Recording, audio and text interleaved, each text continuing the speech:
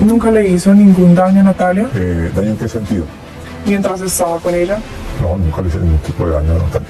De que estaba en Cartagena, una famosa ciudad turística del departamento de Bolívar, Colombia. On the morning of August 18th, 2021, Natalia woke up like it was just another step toward the life she had always dreamed of, unaware that within hours her voice would fall silent, her messages would stop, and her name would begin a journey no one ever chooses. She told her mother she was going to celebrate her birthday. She said she would be with friends. She promised she would call. And then, she vanished. Natalia Buitrago Moreno was 22 years old when she disappeared, an age where most people are still figuring out who they are, but Natalia had already decided who she wanted to become. She wasn't waiting for life to happen to her. She was building it, piece by piece, often faster than those around her could keep up. She was born and raised in Yamundi, a municipality in the Valle del Cauca region of Colombia. Oh, it's a place where community matters, where neighbors recognize each other, and where family ties run deep. Natalia grew up in a modest, middle-class household alongside her parents and 3 siblings. From an early age, responsibility found her quickly. She wasn't just the oldest sister. She was, in many ways, a second mother. Her siblings would later remember how she checked their homework, reminded them of responsibilities, and stepped in whenever things felt uncertain at home. There was a steadiness to her, a quiet strength that didn't demand attention but naturally earned respect. But Natalia wasn't just defined by responsibility. She had ambition, and not the quiet kind, the kind that kept her awake at night thinking about her next move, the kind that made her say, over and over again, and that one day she would make it, not just for herself, but for her entire family. Those who knew her described someone energetic, disciplined, and constantly moving. Natalia didn't like standing still. If she wasn't working, she was planning. If she wasn't planning, she was learning. She entered the world of beauty and aesthetics early, not because it was easy, but because it was accessible. She began by selling beauty products, then offering makeup services, hairstyling, massages, anything that allowed her to generate income and build independence. Eventually, she studied cosmetology. It wasn't just a job for her. It was a pathway. Her name started to circulate locally. Clients recommended her. Friends brought friends, and slowly her reputation grew. Natalia also stepped into modeling, posing for local brands, especially in clothing and lingerie campaigns. Photographers who worked with her said the same thing. She had presence. Not just beauty, but confidence in front of the camera. A kind of natural awareness of how she was seen. On social media, that presence translated into attention. She participated in online contests and frequently stood out, often winning public votes by wide margins. But unlike many who chase visibility for its own sake, Natalia saw it as a tool. Visibility meant opportunity. Opportunity meant growth. And growth meant a way out, not from her family, but for them. At just 21, Natalia had already taken a step that many would consider bold. She moved to Dos Quebradas in the Risaralda department to live with her boyfriend, Hernan Dario Jimenez. From the outside, it looked like a new chapter, and a young couple building a life together. But inside that chapter, there were details Natalia didn't always share. Her mother, Claribel Moreno, would later explain that Natalia had become more reserved when talking about her relationship. She avoided mentioning Hernan directly. If asked who she was with, she would say, a friend, or my manager, or simply change the subject. At first, it seemed like privacy. Later, it would feel like something else. Still, Natalia stayed connected to her family in the ways she always had: calls, messages, and most consistently, her social media. She posted often. Not excessively, but regularly enough that her family always knew where she was, what she was doing, and how she was feeling. Her stories were like windows, small glimpses into her daily life. A meal here, a beach view there, a selfie before heading out. Nothing dramatic, just enough to say, "I'm okay." That's why what happened in August of 2021 felt so wrong. Because silence wasn't normal for Natalia. It wasn't part of who she was. On August 17th, she told her mother she was going to Cartagena to celebrate her birthday. The plan sounded simple. 4 days, islands, friends, a break from routine. Cartagena, with its historic streets, turquoise waters, and vibrant nightlife, is a place people go to feel alive. And Natalia deserved that. A moment to breathe. A moment to celebrate herself. The next morning, August 18th, around 11 a.m., she contacted her mother again. It was a brief conversation. She said she was about to begin the trip. Nothing in her tone raised alarm, no hesitation, no fear, just movement. Forward, as always. And that was the last time her mother heard her voice. At first, there was no panic. A few hours passed, then a day. Messages went unanswered. Calls went straight to silence. Still, Clarabelle tried to stay calm. Maybe it was a signal issue. Maybe her phone had been lost. Maybe she was just busy, enjoying the trip. But then something else became impossible to ignore. Natalia stopped posting. For most people, that wouldn't mean much. For Natalia, it meant everything. 2 days passed with no updates, no photos, no stories, no signs of life. The silence began to feel heavy, unnatural. By the end of the first week, concern turned into fear. Clarabelle reached out to Hernan. He answered, but what he said didn't bring clarity. He claimed he didn't know where Natalia was. He said they were no longer together. And he even mentioned that he had given away the dog they once shared. It was a strange detail, unnecessary, and somehow deeply unsettling, because it sounded like someone closing a chapter, not searching for someone missing. Days turned into weeks, and still nothing. No confirmed sightings, no verified communication, no trace. The vibrant, driven, ever-present Natalia had disappeared into absence. But absence leaves patterns, and soon small fragments would begin to surface. A video posted days before, a location, a witness, a man. Each piece on its own meant little. Together they pointed somewhere, back to Cartagena, back to the last place Natalia was seen alive, and to the person who may have been with her all along. Before anyone ever used his name in connection with the disappearance, before investigators retraced his movements, before a grieving mother would whisper it with certainty, Hernan Dario Jimenez was, to most people, just another man trying to build a life. But the truth about people like him is rarely visible at first glance. It unfolds slowly, through contradictions, through patterns, through the quiet tension that others feel but can't always explain. And in Natalia's story, Hernan's shadow had been there long before she ever stepped onto that plane. There is limited publicly verified biographical information about Hernan Dario Jimenez. Unlike Natalia, whose life was visible through work, family, and social media, Hernan existed in fragments, described mostly through the accounts of those who knew him and those who feared him. What is known, according to reports and family statements, is that he was significantly older than Natalia. But he had been married before. He had children. And by the time Natalia met him, he carried with him a kind of life experience that can feel, to someone younger, like stability. They met when Natalia was still very young, around 17 years old, at a gym. What began as a relationship quickly grew into something more serious. Over time, they stayed together for years, moving through phases that, from the outside, looked like a typical couple navigating adulthood. But inside that relationship, there were signs. Not loud at first, not always obvious, but consistent. According to Natalia's mother, Clarabelle Moreno, Hernan displayed behaviors that raised concern early on.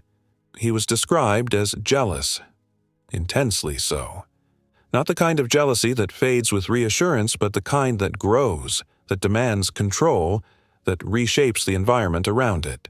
But he wanted to know where Natalia was. who she was with, what she was doing at all times. And when that control was challenged, the reaction, reportedly, was not calm.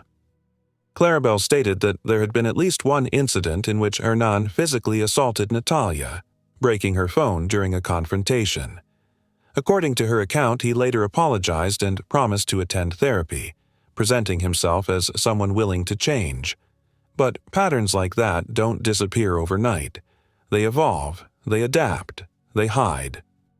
As time passed, Natalia's behavior around her family began to shift. She stopped mentioning Hernan by name. When asked about her personal life, she gave vague answers. Sometimes she would say she was with a friend, other times with a manager. It wasn't just avoidance. It was concealment, a way of keeping something contained. Because acknowledging it out loud would make it real. Those close to her began to sense that something wasn't right, even if they couldn't fully define it. There were also, reportedly, periods where Natalia tried to distance herself from Hernan, brief separations that suggested an internal conflict. But each time, according to family accounts, he would return. Not just with apologies, but with pressure, with emotional manipulation, and, allegedly, with threats. Clarabelle later stated that Hernan had warned Natalia that if she left him, he could harm her family. Whether those threats were ever formalized or documented remains unclear, but the impact they had is evident in Natalia's behavior. Fear doesn't always look like panic. Sometimes it looks like compliance, like silence, like staying. Despite everything, the relationship continued. They lived together in Dos Quebradas. From the outside, it could still pass as normal, but internally, it was becoming something else. Psychologically, individuals who exhibit controlling and coercive behaviors often operate within a pattern known as cycle of abuse, a documented dynamic involving tension building, incident, reconciliation, and calm. While there is no official diagnosis publicly confirmed for Hernan, the descriptions provided by Natalia's family align with elements of this cycle. The reconciliation phase, apologies, promises, gestures, can create a sense of hope, a belief that things can improve, that the person you love is still there beneath the behavior. And for someone like Natalia, empathetic, responsible, driven, that hope can be powerful. Because leaving isn't just about walking away. It's about breaking something you invested in. It's about uncertainty. It's about risk. And sometimes it's about danger. In the weeks leading up to August 2021, there were no publicly reported incidents that suggested an imminent crisis. Natalia continued working, posting, moving forward with her life. But something had shifted. Subtly. Quietly. She told her mother she was going on a trip with friends. Not with Hernan.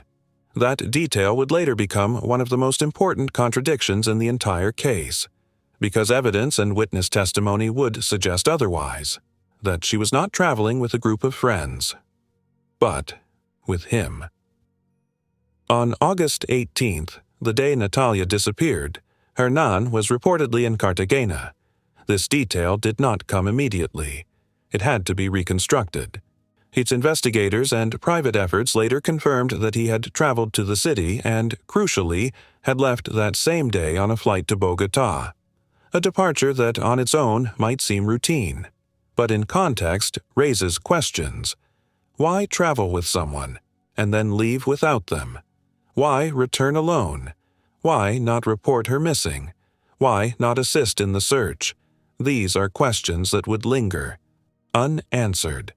When Natalia's mother contacted him in the days following her disappearance, his responses did not reflect urgency. He stated that they were no longer together, that he didn't know where she was, that he had moved on with aspects of his life, including giving away their shared dog. There was no documented effort from him to locate Natalia, no public appeals, no visible involvement. From an investigative standpoint, an absence can be as telling as action. And in this case, it stood out. A forensic psychologist, Roberto Sicar, later analyzed Hernan's statements and behavior. According to reports, Sikar identified inconsistencies in his expressions, micro-expressions that did not align with the content of his statements, moments where he smiled while denying, where his gestures contradicted his words, where details were omitted or vague. Sikar emphasized that such observations do not prove guilt, but they can indicate that a person is withholding information, that they are not fully transparent. And in cases like this, what is not said can be just as important as what is. Then, in December 2022, a development shifted the case in an entirely new direction. Hernan Dario Jimenez was arrested, not in Colombia, but in Mexico. Yes, the charge was unrelated to Natalia's disappearance. It was linked to narcotics trafficking. But the arrest opened a door, because it connected him to a larger network. A world where movement across borders, false identities, and organized operations are not uncommon. And suddenly, Natalia's disappearance no longer existed in isolation. It became part of a broader question. Was this personal, or was it something bigger? By then, Natalia had been missing for over a year. No confirmed sightings, no verified communication, no physical evidence of her fate, just fragments, patterns, and one name that kept returning, not as a confirmed killer, but as a presence that could not be ignored, a shadow that had followed her long before she disappeared, and may have been the last one to see her alive. There is no single moment where everything becomes clear in Natalia's story. No confirmed timeline that closes the gaps, no definitive answer to what happened inside those final hours. Instead, what exists is a reconstruction, a careful stitching together of locations, timestamps, witness accounts, and digital traces, each one incomplete on its own, but together forming the last known path of Natalia Buitrago Moreno. And at the center of that reconstruction is one date: August 18th, 2021. That morning began like any other journey. At around 11 a.m., Natalia contacted her mother one last time. The conversation was brief, ordinary, almost forgettable in tone. She said she was about to begin her trip to Cartagena. There was no sign of distress, no indication that anything was wrong, no goodbye that sounded like a goodbye. After that call, the timeline becomes less certain. Investigators later determined that Natalia had already been in Cartagena, or was arriving there that same day. Contrary to what she had told her family, there is no verified evidence that she was traveling with a group of friends. Instead, multiple elements began pointing toward a different reality: that she was not alone, that she was with Hernan Dario Jimenez. Cartagena is a city of movement. Tourists, locals, vendors, music, noise. People come and go constantly. In a place like that, it is surprisingly easy to disappear. But Natalia didn't vanish instantly. She left traces, digital ones, visual ones, human ones. One of the earliest pieces of evidence recovered was a video Natalia had posted days before her disappearance on August 15th. It placed her in a well-known tourist location, Isla Bora Bora, part of the Rosario Islands. In that video, she was not alone. A man appeared beside her. At the time, his identity was not officially confirmed, but investigators and those close to the case believed he matched the description of Hernan. That detail would become more significant later, because it suggested that Natalia had already been traveling with him before August 18th, not just meeting him there, but moving with him. The most critical point in the timeline comes later that same day: a location, a witness, a final sighting.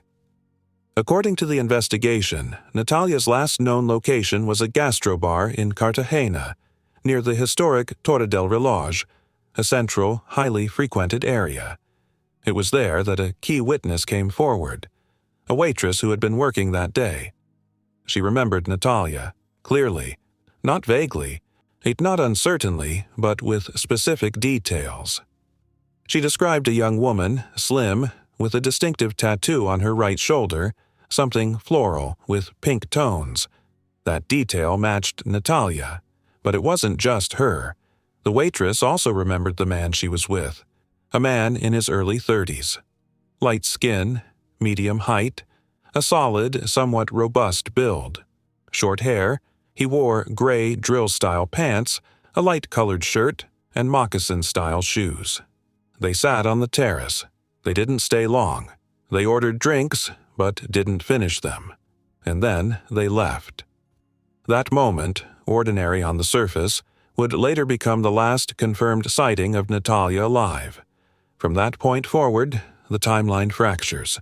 There are no verified images of her leaving the city, no confirmed transportation records showing her departure, no messages sent, no calls made, no digital activity, nothing. But there is one confirmed movement. Hernan's. Records later showed that Hernan Dario Jimenez left Cartagena on August 18th, the same day Natalia was last seen.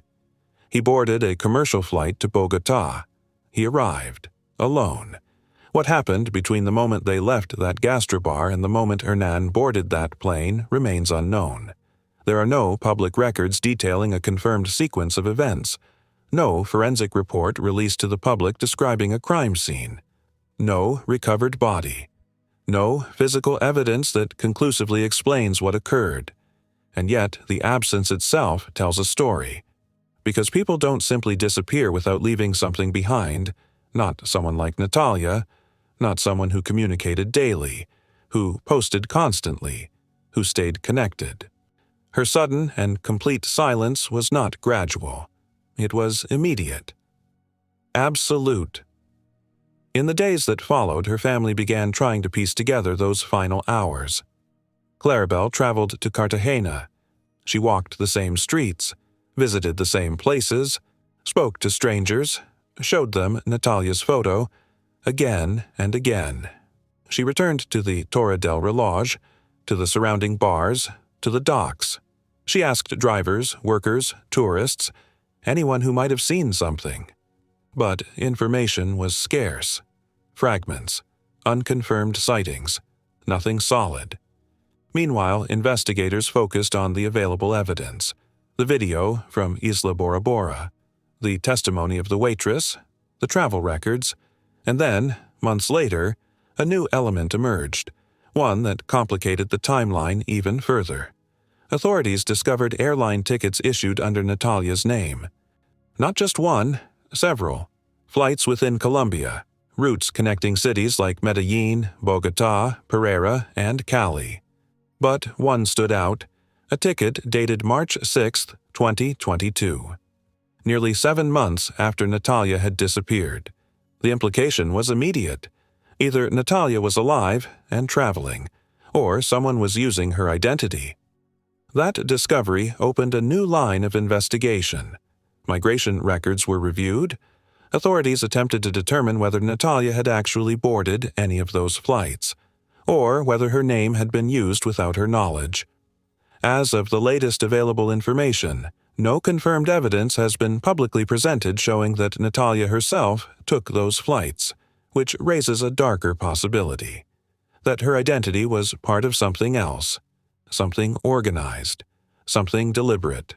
At the same time, rumors began to circulate, unverified, unconfirmed, but persistent, that Natalia may have been forced into illegal activities, that her disappearance could be linked to networks operating beyond a single individual, possibilities like human trafficking, or involvement, direct or indirect, in narcotics operations. These theories were never officially confirmed, but they were not dismissed either, because of one key detail: Hernan's arrest in Mexico in 2022 on drug trafficking charges. That connection, while not proof, expanded the scope of the case, from a possible domestic crime to something that might involve multiple actors, multiple locations, multiple layers. Still, no matter how complex the theories became, the core questions remained painfully simple. Where is Natalia?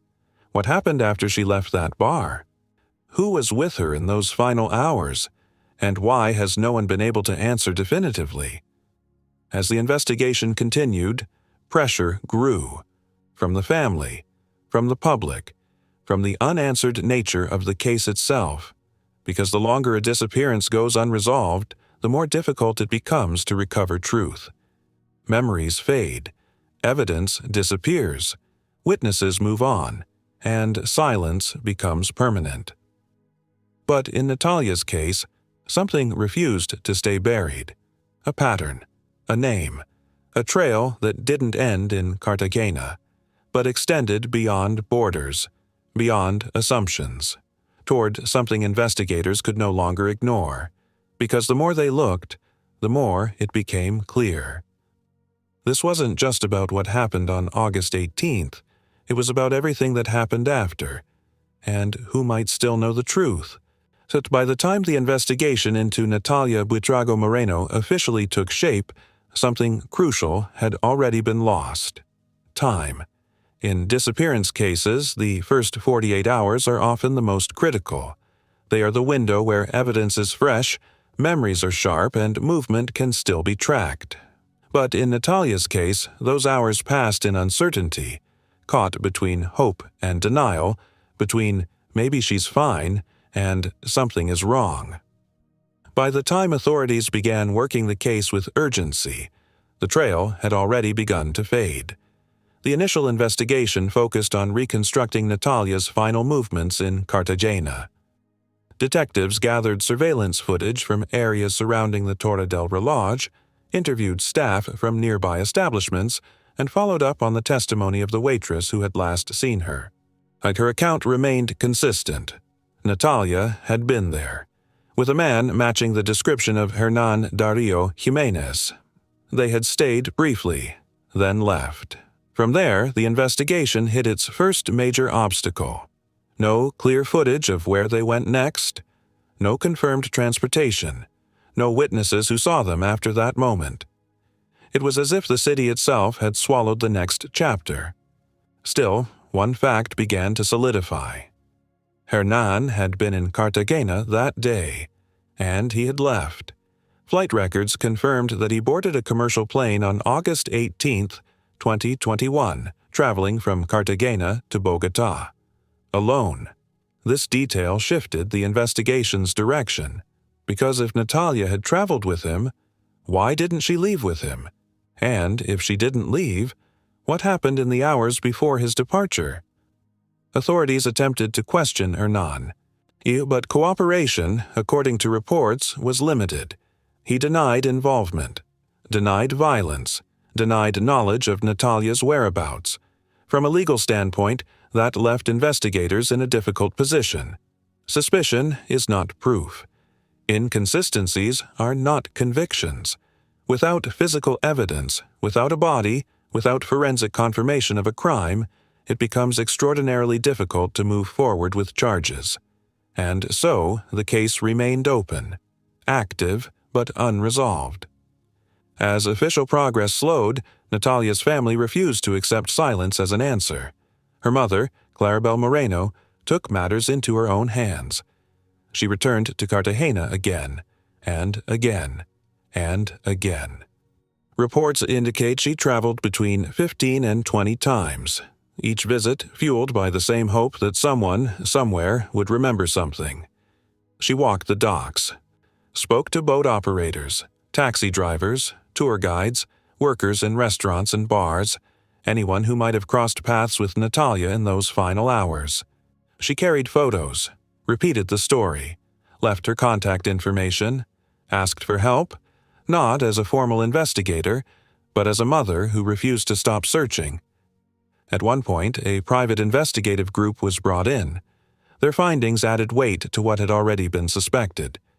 They confirmed that Hernan had indeed been in Cartagena at the time of Natalia's disappearance, and that he had departed the same day. This wasn't speculation anymore. It was documented movement, a timeline anchored by verifiable travel records. Then came a development that expanded the case beyond Colombia. In December 2022, Hernan Dario Jimenez was arrested in Mexico. The charges were unrelated to Natalia's disappearance. They were tied to narcotics trafficking. But the arrest changed everything, because it connected him to a larger network, a structure that operated across borders, a system where identities, movements, and people themselves could be manipulated. For investigators, this opened a new line of inquiry. Could Natalia's disappearance be linked to organized crime? Could she have been forced into something? Transported? Hidden? Or worse? These were no longer abstract theories. They were possibilities grounded in new context. At the same time, authorities examined another angle: Natalia's family background. Her father, according to reports, was incarcerated for drug-related offenses at the time of her disappearance. Investigators explored whether there could be any connection between his past and Hernan's activities, a potential overlap, a conflict, a motive rooted in something beyond the relationship itself. But according to available information, no direct link was ever confirmed. Her father denied any connection to Hernan, denied any shared dealings. Yet he was clear about one thing: he believed Hernan was responsible. Despite all these threads, the case faced a familiar problem: evidence, or the lack of it. There was no confirmed crime scene, no recovered remains, no forensic findings that could establish cause of death, or even confirm that a death had occurred. In legal terms, this creates a barrier that is difficult to overcome, because without proof of a crime, prosecution becomes nearly impossible, even when suspicion is strong, even when patterns suggest something is wrong. Meanwhile, Natalia's mother continued to push for answers. In 2025, she took her fight to a national level. She appeared before the Colombian Congress, not as a legal expert, not as a politician, but as a mother demanding accountability. She spoke about delays in the investigation, about the lack of clear answers, about the emotional toll of living without closure. Her message was direct. Justice delayed is justice denied, and in cases like Natalia's, delay becomes something else entirely. It becomes disappearance of truth. The case also began to draw comparisons. Other disappearances in Cartagena, other young women, other timelines marked by silence and unanswered questions. While no official connection has been established between these cases, the similarities raised concern. Because patterns, even unconfirmed ones, demand attention. They suggest that what happened to Natalia might not be isolated, that there could be something larger at play, something systemic. And then another detail surfaced, one that, for Natalia's family, felt deeply personal. According to reports, Hernan had begun a relationship with someone close to Natalia, her former best friend. The news was difficult to process, not because it proved anything legally, but because it added another layer of complexity to an already painful story. Trust, betrayal, silence, all intertwined. Years have passed since August 18, 2021. The investigation remains open. No charges have been filed specifically for Natalia's disappearance. No trial, no verdict, no sentencing. From a legal standpoint, there is no resolution. From a human standpoint, there is no closure. What remains is a case suspended between possibilities: a disappearance without answers, a timeline with missing pieces, and a question that continues to echo, not just in Cartagena, but far beyond it. What happened to Natalia? And who is still keeping that truth hidden? There are cases that end with a verdict, a courtroom, a sentence, a moment where the story, no matter how painful, finally lands somewhere solid. And then there are cases like Natalia's, cases that don't end. They linger. They stretch across years. They live in unanswered questions, in empty spaces at dinner tables, in phones that never ring again. For the family of Natalia Buitrago Moreno, time did not bring clarity. It brought accumulation of pain, of doubt, of possibilities that change depending on the day. Because when there is no confirmed truth, The mind fills the silence with everything it can imagine. Some days, hope feels possible. Other days, it feels cruel. Her mother, Claribel Moreno, has become more than a parent searching for her daughter. She's become a voice, a presence, a constant reminder that Natalia is not just a case file. She is a person, a daughter, a sister, someone who mattered. Claribel's search did not stop after the first months, or the first year. It continued, through financial strain, through emotional exhaustion, through the quiet erosion that comes with waiting for answers that may never arrive. She sold belongings, used savings, traveled repeatedly to Cartagena, retracing the same locations over and over again, not because she believed something new would magically appear, but because stopping would mean accepting something she wasn't ready to accept, and still isn't. In May 2025, nearly 4 years after Natalia's disappearance, Claribel took her fight to one of the most visible stages in Colombia. She went to Congress. She stood there not just as a mother, but as a representative of something larger. A pattern, a problem, a reality faced by countless families across the country. Her message was not complicated. She asked for answers. She asked for action. She asked for the investigation into her daughter's disappearance to move forward with urgency and seriousness. Because for her, this wasn't just about Natalia anymore. It was about all the others. The names that don't make headlines, the faces that disappear into statistics. Cartagena, the city where Natalia was last seen, and continues to be a place of beauty and tourism.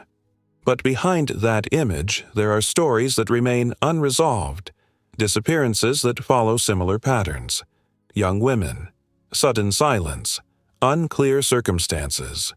While authorities have not officially confirmed a direct connection between these cases, the repetition is difficult to ignore.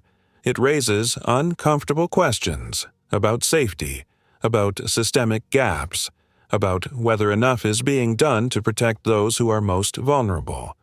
Cases like Natalia's also expose the limitations of investigative systems, especially when there is no body, no definitive crime scene, no clear forensic evidence. In legal terms, these absences create barriers, but in human terms, they create something else. Endless waiting, because without confirmation, families are left in a state of suspended grief. They cannot fully mourn. They cannot fully hope. They exist somewhere in between. Then there's the question of accountability. Hernan Dario Jimenez remains a central figure in the narrative surrounding Natalia's disappearance. His presence in Cartagena, his departure alone, his later arrest in Mexico on drug trafficking charges. All of these elements continue to raise questions.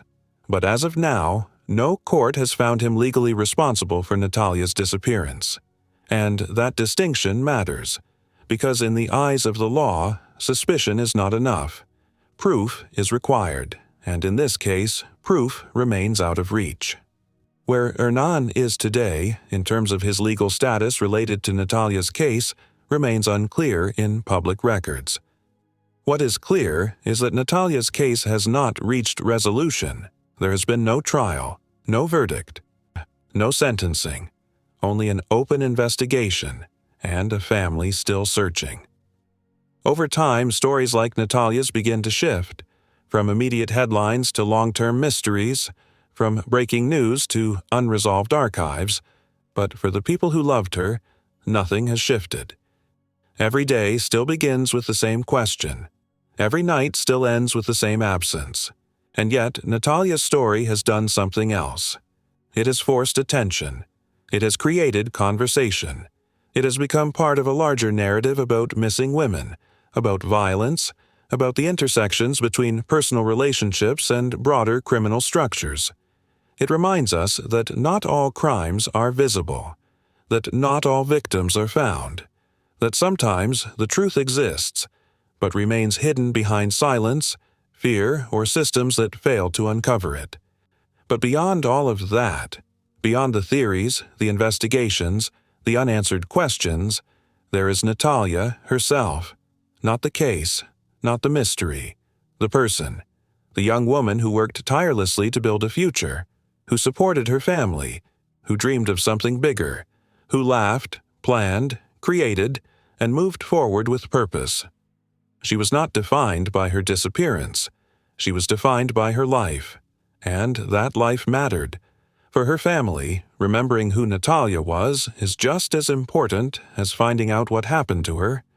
Because when a person disappears, there is a risk that they become reduced to the circumstances of their absence. A headline, a statistic, a question mark. But Natalia was more than that. She was presence, energy, ambition, love, and somewhere in all of this, whether hidden in records, in memories, or in places still unexplored, the truth exists. It has not vanished. It has not ceased to be real. It is simply waiting to be uncovered. Until that day comes, Natalia's story remains open, unfinished, carried forward by those who refuse to let it fade, by a mother who continues to speak her name, by a family that continues to search, by a question that refuses to be silenced. Her name was Natalia. She was 22 years old. She had plans. She had people who loved her. She had a future that never got the chance to unfold. And wherever the truth is, it owes her. Her name was Natalia Buitrago Moreno. She deserved more time. The world is less bright without her in it.